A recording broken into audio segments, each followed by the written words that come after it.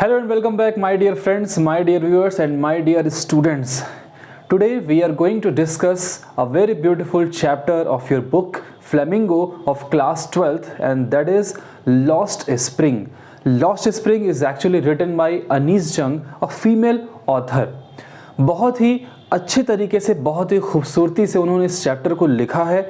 This chapter belongs to a child labour. और child labour के बारे में हम हर बार कुछ ना कुछ न्यूज़ स्टोरी सुनते हैं, कुछ ना कुछ नई कहानियाँ सुनते हैं. और ये आज नहीं है, और ये आज से इंडिया में नहीं है, और आज से हमारे इस पूरे के पूरे वर्ल्ड में नहीं है. ये बहुत पहले से चला आ रहा है, बहुत पहले से ये प्रथा चली आ रही है कि बच्चों से काम करवाया जाता है. चाइल्ड लेबर की बहुत सारे एग्जाम्पल्स हमारे पास हैं. तो ये चैप्टर जो है बेसिकली चाइल्ड लेबर को ही दिखाता है, दर्शाता है, शो करता है. तो अनीस जंग ने अपनी ही कंट्री के दो बहुत इम्पॉर्टेंट जगह की बात की है. दो ऐसी जगह, दो ऐसे शहर जो अपने में बहुत मायने रखते हैं. तो दो सिटी, जिन सिटीज़ के बारे में इन्होंने बात की है, पहली है दिल्ली और दूसरी है आपकी फिरोज़ाबाद. फिरोज़ाबाद का नाम सभी ने सुना होगा, और दिल्ली जो कि हमारे कंट्री की कैपिटल है. लेकिन इस चैप्टर में जाने से पहले, इस चैप्टर में एंटर करने से पहले हम अपने राइटर के बारे में पढ़ेंगे, राइटर के बारे में जानेंगे, क्योंकि जो कि आपका सिलेबस है, जिस हिसाब से आपके यहाँ क्वेश्चंस आते हैं, आपके बोर्ड में क्वेश्चन आते हैं, 1 नंबर के एमसीक्यूज़ आते हैं. तो एमसीक्यूज़ में राइटर के बारे में भी छोटी छोटी बातें आपको जानना बहुत ज़रूरी है. तो आइए चलते हैं, देखते हैं अनीस जंग आखिर हैं कौन. तो अनीस जंग के बारे में क्या कहा गया कि Anees Jung is an Indian women author, journalist हैं और कॉलमिस्ट हैं for major newspaper in India. तो इंडिया के कई सारे न्यूज़पेपर, कुछ बड़े न्यूज़पेपर में इन्होंने कॉलम लिखना भी शुरू किया था, कॉलम लिखने का काम किया. इंडिया में भी किया और अब्रॉड में भी किया. हुज मोस्ट नोटेड वर्क, जिसमें से कि जो सबसे पॉपुलर इनका काम था वो अनवेलिंग इंडिया था, जो कि इन्होंने 1987 में लिखा. Was a detailed chronicle of the lifes of women in India. तो इसमें क्या दिखाया इन्होंने विमेन की लाइफ दिखाई, और ख़ास करके उन विमेन की तरफ ये गई जो पर्दा से बिलोंग करती थी. मुस्लिम विमेन के बारे में इन्होंने वहाँ पर बात की. ठीक है, अब देखिए इनकी अर्ली लाइफ क्या थी और इनका एजुकेशन कैसे हुआ. Rourkela, born in Rourkela. तो राउरकेला नाम की जगह पर इनका जन्म हुआ. और ऐसा नहीं कि किसी गरीब परिवार से बिलोंग करती थी, किसी छोटे परिवार से बिलोंग करती थी, नहीं, ये बड़े एक एरिस्टोक्रेटिक फैमिली से बिलोंग करती थी. इनके जो फादर थे, इनके फादर नवाब थे होशियार जंग, उनका नाम था होशियार जंग. वॉज अ रिनोन्ड स्कॉलर, वो एक बहुत बड़े स्कॉलर थे और एक अच्छे पोएट थे. After schooling and college eight Osmania university. तो उस्मानिया यूनिवर्सिटी से उन्होंने अपना स्कूल और कॉलेज कंप्लीट किया. वहाँ पर वो गई हैदराबाद में. उसके बाद फिर उन्होंने आगे की स्टडी के लिए यूनाइटेड स्टेट को चूज़ किया. वहाँ की यूनिवर्सिटी ऑफ मिकिंगन एन, वहाँ से उन्होंने अपनी आगे की पढ़ाई की. Where she did her masters in sociology and American studies. तो अमेरिकन स्टडीज़ में सोशोलॉजी और अमेरिकन स्टडीज़, ये दोनों उन्होंने वहाँ से मास्टर डिग्री में किया. ठीक है, अब देखते हैं उनके करियर के बारे में. ये इतनी बड़ी पढ़ाई करने के बाद कोई एक ऑथर, कोई एक राइटर क्या करेगा? ऑफ कोर्स वो लिखने का काम करेगा. तो she started her career in writing with the youth times के लिए उन्होंने लिखना अपना स्टार्ट किया. टाइम्स ऑफ इंडिया पब्लिकेशन उनके लिए लिखा. Where she worked as a journalist and editor. Journalist और एडिटर की तरह उन्होंने वहाँ पर काम भी किया. She has subsequently worked for the Christian Science Monitor and International Herald Tribune. यहाँ पर भी उन्होंने काम किया, और वो पूरे के पूरे टाइम दिल्ली में ही रहती हैं. She lives in Delhi. Okay, तो अब जैसा कि हमने शुरू में देखा कि अनीस जंग ने 2 शहरों के बारे में बात की है, 2 सिटीज़ के बारे में बात की है. तो दिल्ली का एक आउटस्कर्ट है, दिल्ली के बाहर का इलाका है, जिसको कि सीमापुरी के नाम से जाना जाता है. चाइल्ड लेबर को इन्होंने शो किया. 2 शहर लिए अपनी ही कंट्री के. बहुत से शहरों में ऐसा नहीं है कि बहुत से शहर इससे अनजान होंगे, या कोई ऐसा शहर है जहाँ चाइल्ड लेबर नहीं होता है. तो चाइल्ड लेबर तो एक बहुत ही कॉमन सी फिनोमिना हो गई है, आज से नहीं बरसों से ही है. तो उन्होंने दिल्ली के सीमापुरी को लिया। दिल्ली का सीमापुरी जो कि दिल्ली के आउटस्कर्ट्स में फैला हुआ है, एक छोटा सा स्लम है। तो आइए पहले वहाँ से शुरू करते हैं। हम लोग 2 पार्ट में चैप्टर पढ़ना है, एक सीमापुरी और हम दूसरे में चलेंगे फिरोज़ाबाद। तो सीमापुरी की कंडीशन पहले देख लेते हैं कि आखिर सीमापुरी ये है, दिखता कैसा है। तो सेटलमेंट क्या है सीमापुरी का? हट्स हैं, मड हाउसेज हैं, जो झोपड़ियाँ हैं वो मड हाउसेस से बनी हुई हैं। टेरापोलिन, त्रिपाल को बोला जाता है, जो प्लास्टिक का शेड लगाते हैं, वो लगाई गई हैं। टिन के रूफ्ड हैं। सैनिटेशन बहुत ख़राब है वहाँ की, कोई सेफ ड्रिंकिंग वाटर बिल्कुल नहीं है। नो सीवेज कंपेल्ड, कोई भी सीवेज सिस्टम नहीं है उनके पास, एक अच्छा स्टैंडर्ड लाइफ नहीं है, वो एक इस्लाम की तरह है, बल्कि आप यूँ कहें कि इस्लाम से भी ज़्यादा ख़राब है। Though they are on the outskirts of Delhi, they are living in miserable life. Delhi के देखिए कितनी आयरनी है यहाँ पर कि दिल्ली में ही रहते हैं, दिल्ली के जस्ट बाहर ही रहते हैं, लेकिन उनकी कंडीशन कैसी है? बहुत ही ख़राब है। आप दिल्ली के अंदर रहने वालों को देखिए और दिल्ली के इन बाहर रहने वालों को देखिए। Which is no way can match the life in Delhi. Delhi की लाइफ और इनकी लाइफ में कोई भी मैच नहीं फिट बैठता है। They have ration cards, yes. Ration card तो है जिससे कि वो ग्रेन खरीद सकते हैं, और दूसरा पॉलिटिशियंस के लिए है जिनको कि वो वोट कर सकते हैं। But are compelled to lead a poor life. तो राशन कार्ड भी है, ग्रेन खरीद सकते हैं, वोट जाकर के दे सकते हैं, लेकिन लाइफ अच्छी नहीं जी पा रहे हैं। तो ये पॉलिटिशियंस को वहाँ पर ध्यान देना चाहिए कि वो they are also voters for them, so why they are not looking for them. क्यों उनके बारे में, क्यों उनको नहीं देख रहे हैं, क्यों उनका ख्याल वो नहीं रख रहे हैं, क्यों उनके बारे में नहीं सोच रहे हैं। ओके, आगे देखते हैं। Both childrens and elders both are rag pickers. Rag picker किसे कहते हैं? कूड़े उठाने वालों को रैग पिकर्स कहते हैं। तो इनका जो बेसिक काम है सीमापुरी के लोगों का, वो कूड़ा उठाना है। कूड़ा उठाते हैं और उठने जाकर के बेचते हैं। इसी तरह से उनकी वो लाइफ चलती है, यही उनके लिए सर्वाइवल बनता है। Garbage hold different meanings. तो अलग अलग लोगों के लिए अलग अलग तरह की मीनिंग है गार्बेज की। तो दोनों के लिए ही गार्बेज का अपना अलग अलग मीनिंग है। यहाँ पर किन लोगों की बात की गई है? एक एल्डर्स हैं, एक बड़े लोग हैं, एक बच्चे हैं। तो दोनों के लिए ही गार्बेज अपना एक अलग अलग रोल प्ले करता है। तो for elders it means of livelihood. बड़े लोगों के लिए, जो बड़े हैं, जो बड़े उसमें हैं, जो रैक पिकिंग कर रहे हैं, उनके लिए ये मीनिंग ऑफ लिवलीहुड है, यानी वो उसे बटोर कर, वो उसे इकट्ठा करके कहीं सेल करते हैं और अपनी जीविका चलाते हैं। लेकिन बच्चों के लिए क्या है? But for children it is gold mine. वो एक गोल्ड माइन जैसा है। गोल्ड माइन क्यों है? They get surprises, coins, sometime they find a rupee, they find a 10 rupees note. तो कभी कभी उन्हें कॉइन्स मिल जाते हैं, कभी 10 रुपीज़ नोट मिल जाते हैं, कभी कुछ टॉयज़ मिल जाते होंगे। तो that means they are entertaining picking the garbages. ठीक।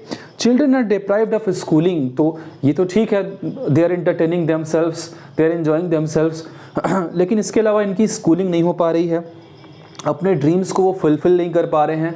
और इसमें से तो एक का ड्रीम है कि उसको पेयर ऑफ शूज़ मिल जाए, क्योंकि वो बेयर फुट गार्बेज पिकिंग करते हैं। तो ये उनके ड्रीम्स हैं कि स्कूलिंग हो और उनको पेयर ऑफ शूज़ मिले, but that things are not possible for them. Why? Because they are picking the rags. They are the gang of rag pickers who move in local areas, barefooted, semi-naked body, collecting and carrying bags full of rags. तो semi necked body है, shirt पहनी है, trouser नहीं है, trouser पहना है, shirt नहीं है। तो इस तरीके से वो पूरे शहर में घूमते हैं। आप देख सकते हैं, आप अपने भी शहर में देख सकते हैं कि कहीं ना कहीं आपको इस तरह के रैग पिकर्स मिल जाएंगे। तो जब इन रैग पिकर्स के बारे में बात करते हैं, अनीस जंग ने जब इस चैप्टर को बताया, इसमें लिखा, सीमापुरी के कंडीशन को शो किया, तो वहाँ पर उन्होंने एक लड़के को देखा उन गैंग्स ऑफ रैग पिकर्स में, और उस लड़के का नाम है साहिब आलम। तो इसके बारे में भी आपको जानना जरूरी है, क्योंकि साहिब आलम का कैरेक्टर स्केच कभी कभी क्वेश्चंस में आता है। ठीक है, तो आइए देखते हैं साहिब आलम आखिर है कौन। A rag picker whose name means lord of the universe. अब ये आयरनी है, इस पर भी क्वेश्चन आता है कि साहिब आलम के नाम का जो मतलब है वो है लॉर्ड ऑफ यूनिवर्स, यानी ब्रह्मांड का राजा, ब्रह्मांड का भगवान। लेकिन ये बात साहिब आलम को नहीं पता है, तो उसके इस नाम में आयरनी है, इसको आपको प्रूफ करना है कैसे है, ये क्वेश्चन आते हैं। तो अब एक छोटा बच्चा जो रैग पिकिंग करता है, उसके नाम का मतलब है लॉर्ड ऑफ यूनिवर्स, एक सबसे बड़ा आदमी, एक राजा। तो तो क्या वो बिलीव करेगा जब उसको ये पता चल जाएगा कि उसके नाम का मतलब ये है? बिल्कुल बिलीव नहीं करेगा। वो कैसे बिलीव कर सकता है? अब वो देख रहा है कि वो रोज उसका वही काम है, रैक पिकिंग करने का काम है, लेकिन उसके नाम का मतलब लॉर्ड ऑफ यूनिवर्स है, तो उससे उसको कोई फर्क नहीं पड़ेगा, because he knows very well कि उसको करना क्या है। He is 10 year old and has dream to go to school. अब यहाँ पर ध्यान रखिएगा बात कि उसकी भी एक ड्रीम है, वो स्कूल जाना चाहता है। जब वो किसी को टेनिस खेलते हुए देखता है तो उसके टेनिस खेलने की इच्छा होती है, टेनिस के वो शूज़ पहनना चाहता है, लेकिन ये ड्रीम उसकी अनफुलफिल्ड ही रहेगी, कभी पूरी नहीं हो पाएगी अनटिल और अनलेस वो इस ड्रीम को पूरा करने के लिए कुछ करे ना। Gets a discarded pair of tennis shoes, तो उसको टेनिस शूज़ मिलता है, डिस्कार्डेड पेयर, किसी का उतारा हुआ फटा हुआ कहीं से उसको शूज़ मिलता है। उसके बाद वो क्या करता है, थोड़े समय के बाद वो एक चाय की दुकान पर, टी स्टॉल पर काम करना शुरू करता है, जहाँ पर उसको 800 रुपीज़ मिलते हैं। लेकिन काम तो वो करता है, लेकिन वो उस काम का ओनर नहीं है, मालिक नहीं, तो वो अपने आप को मालिक नहीं समझता है, फ्री नहीं समझता है। ही इज़ दस अनहैप्पी, इसलिए वो हमेशा दुखी है, परेशान है, उदास है। हमारे राइटर अनीस जंग भी जब उससे मिलती हैं तो देखती हैं कि वो बड़ा अनहैप्पी सा बैठा हुआ था। The weight of tin canister is heavier than bag of rags. जो टिन कैनिस्टर केटली उसने ले रखी है वो उसको उस बैग से भारी लगती है। कौन सा बैग? वो बोरी प्लास्टिक की, जिसको कि वो लेकर के रैक पिकिंग करता है। तो ये हम लोगों ने देखा, सीमापुरी के बारे में देखा, सीमापुरी आखिर दिखती कैसी है, साहिब आलम के बारे में देखा। अब आइए इस पार्ट में डिटेल में चलते हैं, आखिर इसमें हुआ क्या। तो इस चैप्टर की इस पार्ट की स्टार्टिंग जो होती है वो क्या होती है, सम टाइम लिखा हुआ है, some time I find a gold in the garbage, I find a rupee in the garbage. तो ये गोल्ड, ये रुपी क्या है? ये उनकी गार्बेज से जो चीज़ वो खोज रहे हैं वो उनके सर्वाइवल का एक मीन्स है, सर्वाइवल का एक जरिया है। ठीक है। The author here is analysing the poor condition and tradition that push children to live a life of exploitation. तो वो उनका कभी कभी तो ट्रेडिशन भी चलता है और कभी कभी उनकी ऐसी कंडीशन भी है कि वो इस तरह की ख़राब ज़िंदगी जीने के लिए मजबूर हैं। They are also denied education मिलनी नहीं है उनको, and face hardships quite early in their lifes. Why? Because they are the very small children. तो पहले ही लाइफ के बहुत अर्ली एज में उनसे ये सब चीज़ें छीन ली गई हैं, उनके पास ऐसी चीज़ें नहीं हैं। द राइटर कम अक्रॉस साहेब, जब उनकी साहेब से मुलाकात होती है, रैक पिकर, जो हम लोगों ने देखा वो एक रैक पिकर है, whose parents have left Dhaka. तो ढाका छोड़ करके वो यहाँ पर आए, and their life of poverty to earn, क्या करने आए? To earn a living in Delhi. कि दिल्ली में आने के बाद इन्हें खाने का, रहने का, कुछ अपनी ज़िंदगी को चलाने का एक ज़रिया मिल जाए।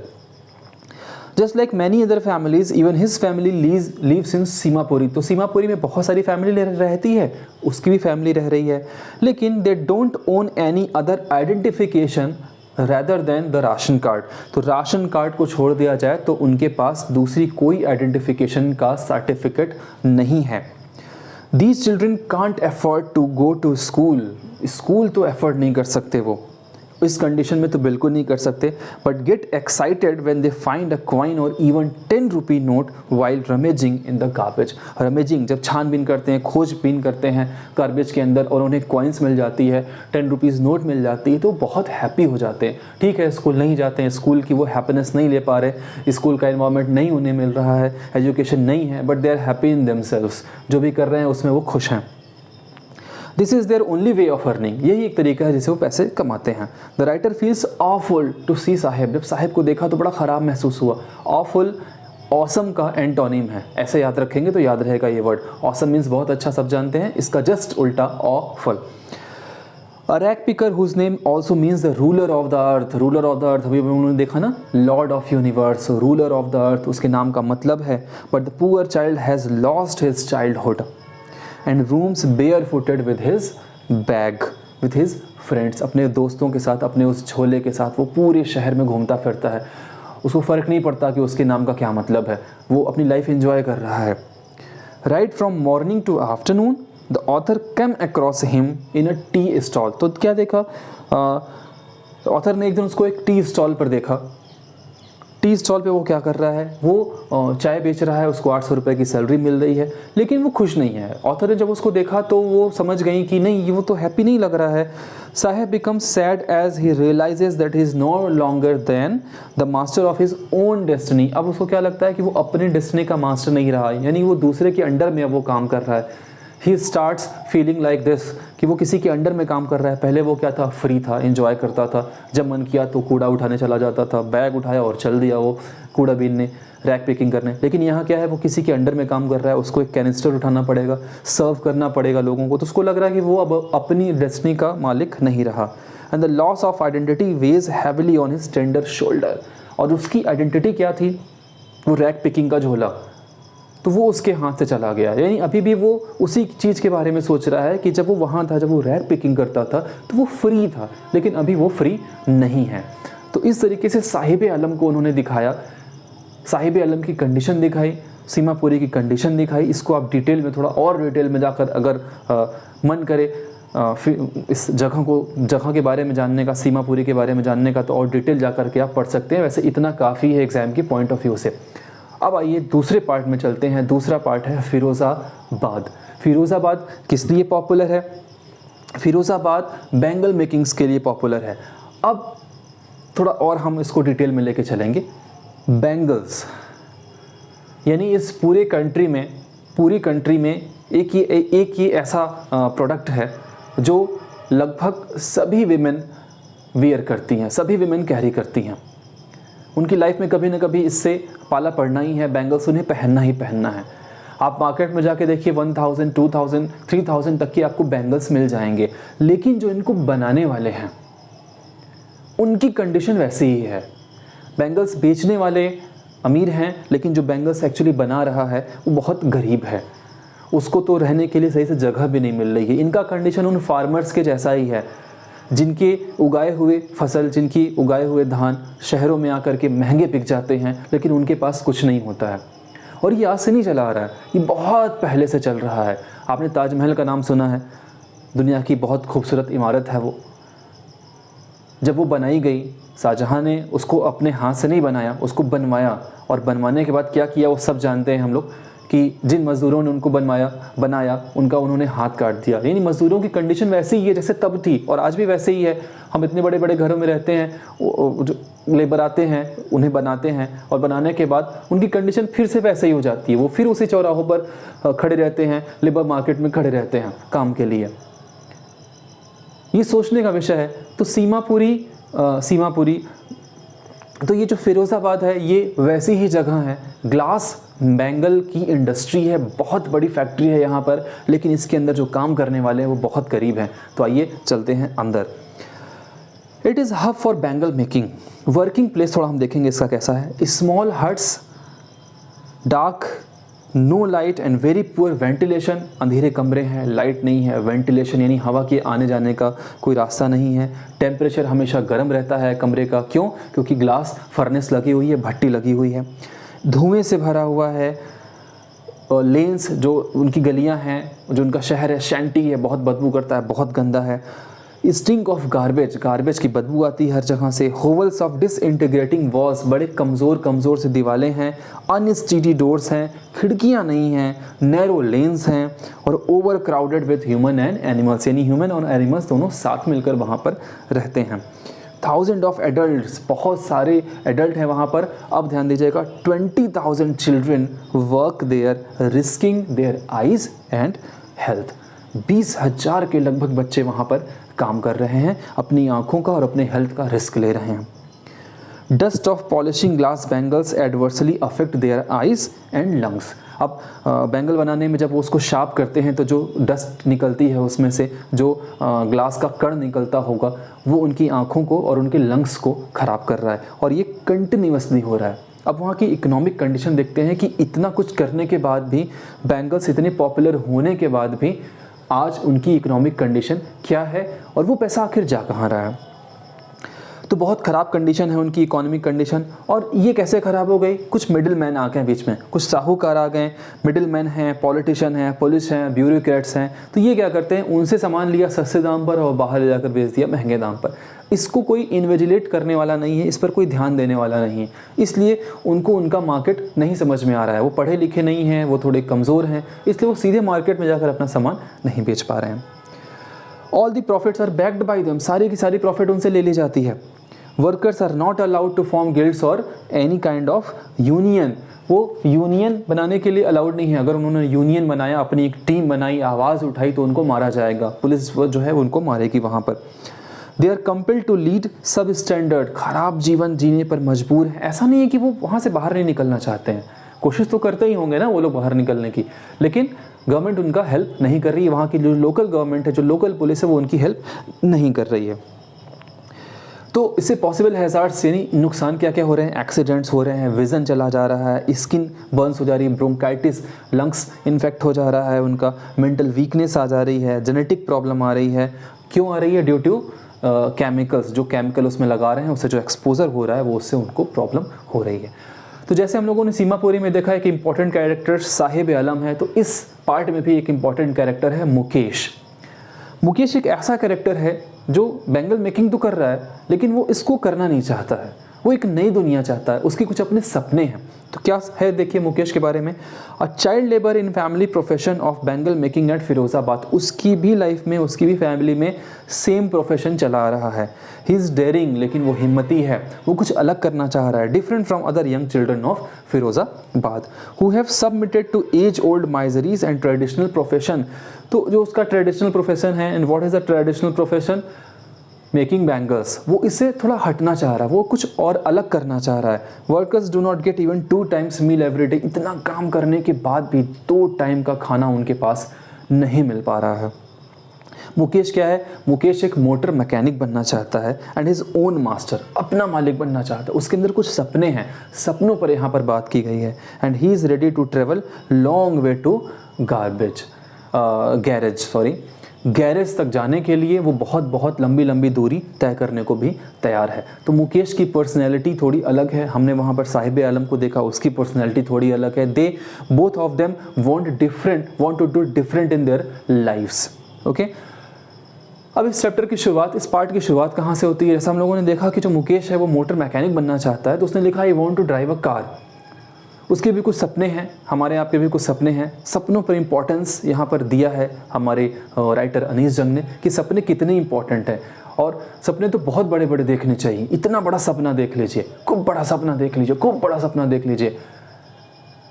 इतना बड़ा सपना देखिए कि जब वापस आप ये देखें कि आपने कितना बड़ा सपना देखा है तो आपको खुद को डर लग जाए कि अरे इतना बड़ा सपना कैसे देख लिए। तो बड़े सपने देखिए और उसको पूरा करने के लिए एफर्ट लगाइए, अपनी पूरी कोशिश करिए उसको पूरा करने के लिए।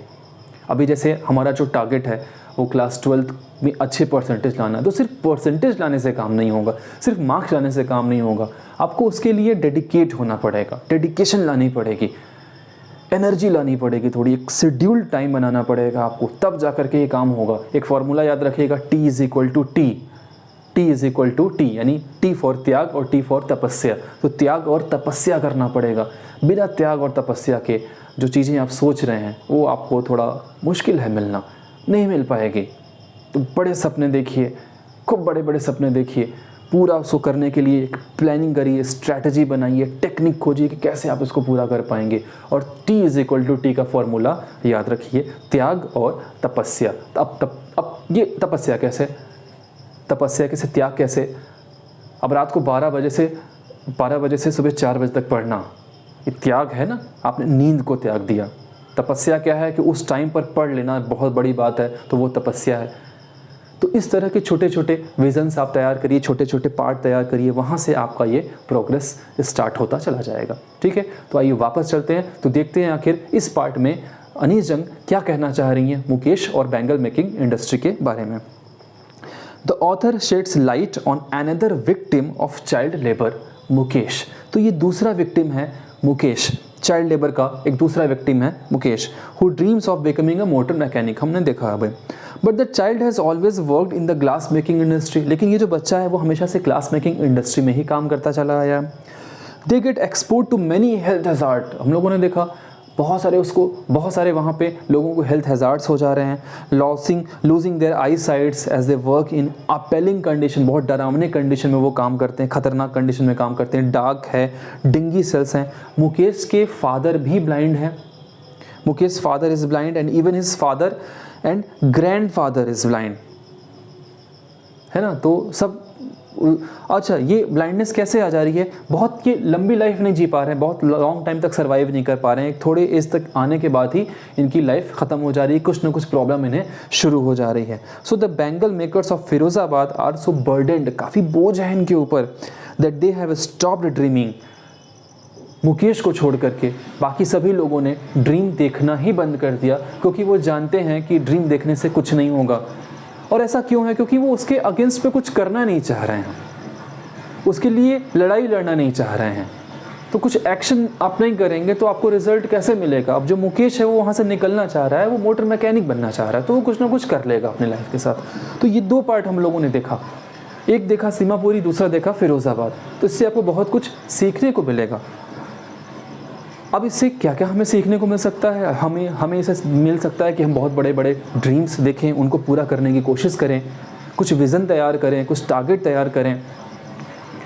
और आपका टारगेट क्या है कि आप इसको लाइक करिए, अच्छा लगा है, पसंद आया, मज़ा आया पढ़ने में, कुछ सीखने को मिला तो लाइक करिए। कमेंट में लिख करके बताइए कि आपको कहाँ ख़राब लगा, कहाँ अच्छा लगा, आपने मोरल मैसेज क्या सीखा इससे, है ना। और व्हाट्सएप नंबर आपको मेरा डिस्क्रिप्शन में मिलेगा, वहाँ पर आप मुझे अभी जो मैं क्वेश्चन डिस्कस करने जा रहा हूँ आपसे, उसका आंसर लिखिए, अपने दोस्तों को शेयर कीजिए। जिन लोगों ने भी इस चैप्टर को नहीं पढ़ा है उनसे कहिए कि ये चैप्टर पढ़ें, ये बहुत इंपॉर्टेंट चैप्टर है, आपके एग्जाम्स में आएगा। तो उन्हें कहिए कि इस चैप्टर को पढ़ो और उन्हें ये सेंड करिए और पढ़वाइए भी। और एक नीचे एक बटन है सब्सक्राइब का, उसको सब्सक्राइब भी करवाइए कि इसको सब्सक्राइब करो, आगे अगले चैप्टर का उनको मिल पाए, कुछ ना कुछ वीडियो अच्छा मिल पाए। तो उनसे सब्सक्राइब करवाइए, कमेंट करवाइए, फैलाइए इसको मार्केट में। एक अच्छा चैप्टर है, कुछ अच्छे मोरल मैसेज मिलते हैं। तो आइए इंपॉर्टेंट क्वेश्चंस पे हम लोग बात करेंगे। पहला क्वेश्चन है, what does the writer mean when she says Saheb is no longer his own master? अपना मालिक नहीं रहा, राइटर ने ऐसा क्यों कहा? Do you think Saheb was happy to work at the tea stall? Tea stall पे जब वो काम कर रहा था तो क्या खुश था? हमने देखा कि वो बिल्कुल खुश नहीं था। Garbage has two different meanings, दो अलग अलग मीनिंग है गार्बेज की, बड़े लोगों के लिए कुछ और, छोटे लोगों के लिए कुछ और। आप बताइए इस पर। Why did not the Bengal makers of Firozabad organize themselves into a cooperative? अपना वो यूनियन क्यों नहीं बना रहे, कोऑपरेटिव सोसाइटी क्यों नहीं बना पा रहा है, ये लिखिए आप। How is Mukesh attitude toward life different from that of his family? अपनी फैमिली, उसकी फैमिली का जो सोच है उससे मुकेश की सोच अलग कैसे है? How is Mukesh different from the other Bengal makers of Firozabad? Same question है। What is Mukesh dream? Mukesh का सपना क्या है? Do you think he will be able to fulfill his dream? अपना सपना वो पूरा कर पाएगा कि नहीं? क्यों और क्यों नहीं? लिखिए, आंसर लिखिए इसका। In 1971, Bangladeshi migrants came to Delhi looking for gold in the garbage. Looking for gold in the garbage in a big city. इस दिल्ली में आ गए, हमने देखा ना बांग्लादेश, ढाका से ये लोग सभी लोग आए तो अपनी लाइफ को सर्वाइव करने आए। What kind of life are they living in Seemapuri now? तो सीमापुरी में अब वो कैसा जीवन जी रहे हैं, इसके बारे में आप उन्हें बताइए। तो ये सारे क्वेश्चन का आंसर आप लिखिए, राइट डाउन करिए अच्छे से और मेरे व्हाट्सएप पे आप उसकी एक क्लिप भेज दीजिए। उसको चेक करके आपको सेम नंबर पर मैं फॉरवर्ड कर दूंगा कि कहाँ आपने सही लिखा है, कहाँ आपने गलत लिखा है। और जितनी चीज़ें मैंने बताई आपको लाइक करना और कॉमेंट करना और सब्सक्राइब करना, ये करिए। और मिलता हूँ आपसे अगले चैप्टर में, तब तक के लिए जय हिंद, जय भारत।